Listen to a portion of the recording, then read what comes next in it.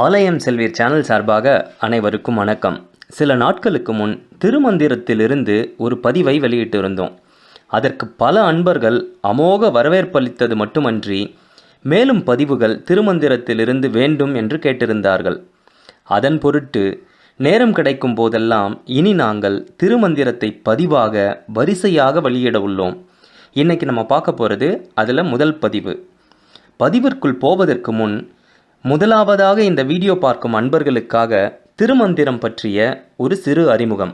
திருமந்திரம் என்பது திருமூலரால் எழுதப்பட்ட ஒரு தமிழ் சைவ சமய படைப்பு ஆகும். இது 9 தந்திரங்களை அதாவது இயல்கள் கொண்டது. 3000 பாடல்கள் உடையது.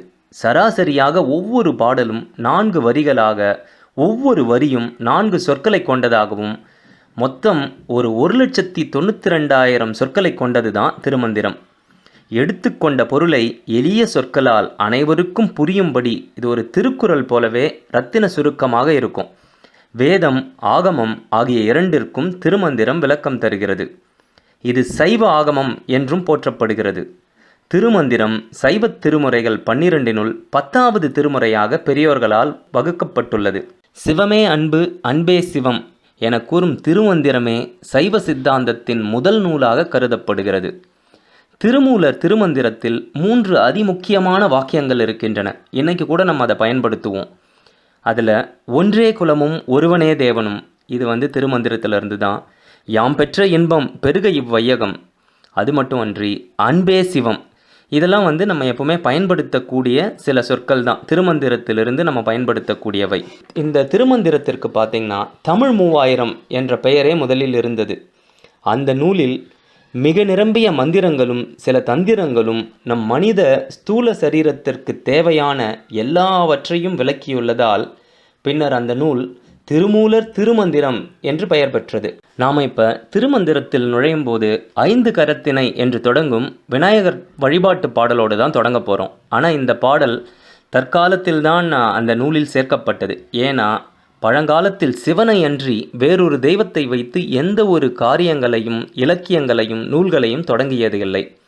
ஆனாலும் இது பிற்பாடு சேர்க்கப்பட்டாலும் விநாயகர் வழிபாடும் திருமந்திரத்தில் இருப்பதால் நம்ம அதிலிருந்தே தொடங்கலாம். 5 கரத்தனை யானை முகத்தினை இந்தி நிலம்பிறை போலும் எயிற்றினை நந்தி மகன்றனை ஞான கொழுந்தினை புந்தியில் வைத்தடி போற்றுகின்றேனே. இதோட பொருள் என்னன்னு பார்த்தீங்கன்னா, 5 கைகளையும் யானை முகத்தையும் சந்திரனது நிலையாகிய பிறை போலும் தந்தத்தை உடையவரும் சிவபெருமானுக்கு புதல்வரும் ஞானத்தின் முடிநிலையாய் உள்ளவரும் ஆகிய விநாயகப் பெருமானை உள்ளத்தில் வைத்து அவரது திருவடிகளை துதிக்கின்றேன். இதுதான் ஆரம்ப விநாயகர் பாடல். விநாயகர் பாடலுக்கு அடுத்தது பார்த்திங்கன்னா பாயிரம். இது கடவுள் வாழ்த்தாக்கான பதிகம்தான். இதில் 39 பாடல்கள் இருக்குது. இன்னைக்கு பதிவில் அதிலிருந்து நம்ம ஒரு 5 பாடல்களை பார்க்க போகிறோம். வாங்க இப்போ முதல் பாடலை பார்க்கலாம். ஒன்றவன்றானே இரண்டவன் இன்னருள் நின்றனன் மூன்றினுள் நான்குணர்ந்தான் 5 வென்றனன் 6 விரிந்தனன் 7 சென்றனன் தான் இருந்தான் உணர்ந்தெட்டே. இது ஒரு அற்புதமான ஒரு பாடல். ஆரம்பிக்கும் போதே இதோட விளக்கம் என்னன்னு பார்த்தீங்கன்னா, இறைவன் ஒருவனே, அவனை தவிர வேறு தெய்வங்கள் இல்லை. அதாவது உலகத்தில் உள்ள அனைத்து தெய்வங்களும் அண்ட சராசரங்களும் அதில் உள்ள அனைத்து உயிர்களுக்கும் எல்லாத்துக்கும் பார்த்திங்கன்னா கூட இறைவன் ஒருவனே. ஒன்றாக இருக்கும் இறைவனின் அருளானது 2ஆக இருக்கின்றது. அதாவது அசையா சக்தியான இறைவனின் அருள் அவனிடமிருந்து அசையும் சக்தியாக வெளிப்படுகிறது. அதனால் 2. இப்போ இன்பம் துன்பம் ஆகிய இரண்டும் கூட இறைவனின் அருள் தான். அதனால் 2. 2ஆக இருக்கும் இறைவனே பிரம்மன், விஷ்ணு, சிவன் ஆகிய 3 தெய்வங்களாகவும் நின்று படைத்தல், காத்தல், அழித்தல் ஆகிய 3 விதமான தொழில்களையும் புரிகின்றார். அதனால் 3. 3ஆய் நின்ற இறைவனே உயிர்கள் தன்னை அறிந்து கொள்ள வேண்டும் என்கிற மாபெரும் கருணையில் ரிக், யஜூர், சாம, அதர்வன ஆகிய 4 விதமான வேதங்களாகவும் நிற்கின்றான். இது 4. 4 வேதங்களாக இருக்கும் இறைவனே நிலம், நீர், காற்று, நெருப்பு, ஆகாயம் ஆகிய 5 பூதங்களாகவும் இருக்கின்றான். அதனால் 5. 5 பூதங்களாக இருக்கும் இறைவனே உயிர்களின் உடலில் மூலாதாரம், சுவாதிட்டானம், மணிப்பூரகம், அநாகதம், விசுத்தம், ஆஞ்சை ஆகிய 6 சக்கரங்களாக விரிந்து இருக்கின்றான். இதனால் 6. 6 சக்கரங்களாக விரிந்திருக்கும் இறைவனே மூலாதாரத்தில் குண்டலினி சக்தியாக இருந்து யோகங்கள் புரிவதன் மூலம் 6 சக்கரங்களுக்கும் மேலேறி 7வது சகஸ்ரதலத்திற்கு சென்று அதையும் தாண்டி பரவெளியில் உறைந்திருக்கின்றான். இதனால் இது 7 சக்கரங்களிலும் உறைந்திருக்கும் இறைவனை தனக்குள் உணர்ந்து உயிர்கள் அவனை எட்டுதலே முக்கியமாகும். இதுதான் இந்த பாட்டோட பொருள். ஒரு அற்புதமான முதல் பாடலை பார்த்தோம். இப்போ 2வது பாடலை பார்க்கலாம். நுதலிய பொருள்: போற்றுசை திண்ணுயிர் மண்ணும் புனிதனை, நாற்றுசைக்கும் நல்ல மாதுக்கு நாதனை, மேற்றுசைக்குள் தென் திசைக்கொரு வேந்தனாம், கூற்று தைத்தானையான் கூறுகின்றேனே.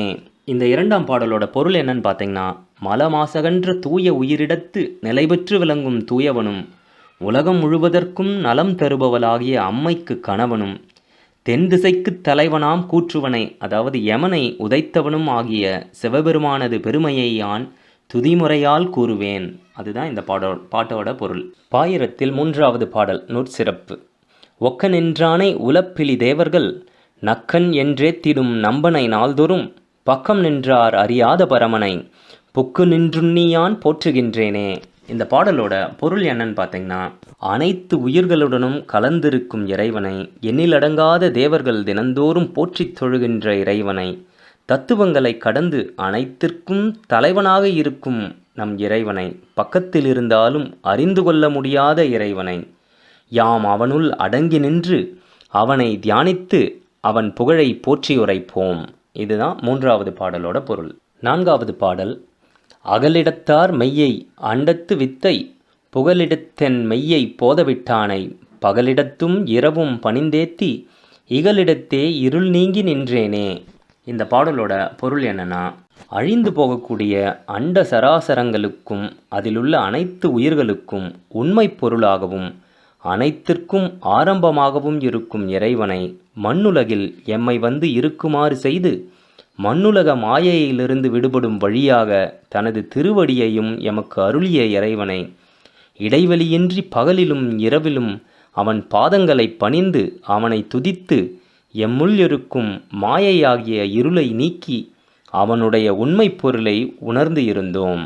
இதுதான் விளக்கம். 5ஆம் பாடல்: பெற்றமும் மானும் மழுவும் பிரிவற்ற, தற்பரன் கற்பனையாகும் சராசரத் தற்றமும் நல்கி, அடியேன் சிரத்தினில் நற்பதமும் அளித்தான் எங்கள் நந்தியே. இந்த பாடலோட பொருள் பார்க்கலாம். எங்கள் நந்தி பெருமான் ஆனேறு மான் மழு என்பவற்றை விடாது கொண்டுள்ள சீகண்ட பரமேஸ்வரனது உபதேசப் பொருளாகிய பொருட்பற்றியாம் மறைபொருளையும் எனக்கு விளக்கி தமது ஞானத்தை தரும் திருவடிகளையும் அடியேனது தலைமேல் சூட்டி அருளினார் அப்படின்னு சொல்கிறாரு. இதுதான் இந்த 5ஆம் பாடலோட பொருள். இன்னைக்கு பதிவில் நம்ம திருமந்திரத்தில் விநாயகர் வழிபாடு தொடங்கி பாயிரத்தில் 5 பாடல்களை பார்த்தோம். 5மே அற்புதமான பாடல்கள் தான். தமிழராய் பிறந்த ஒவ்வொருவரும் தெரிந்து கொள்ள வேண்டிய நிறைய விஷயங்கள் திருமந்திரத்தில் இருக்கிறது. இந்த பதிவு பிடித்திருந்தால் லைக் செய்யுங்கன்னு நாங்கள் சொல்லவே போகிறதில்ல. ஏன்னா இந்த பதிவு ஒரு ரொம்ப முக்கியமான பதிவுன்னு நாங்கள் நினைக்கிறோம். இந்த பதிவை நீங்கள் மற்றவங்களுக்கும் ஷேர் செய்யுங்க. மற்றவங்களும் திருமந்திரம் பற்றி தெரிந்து கொள்ளட்டும். நன்றி. வாழ்க வளமுடன்.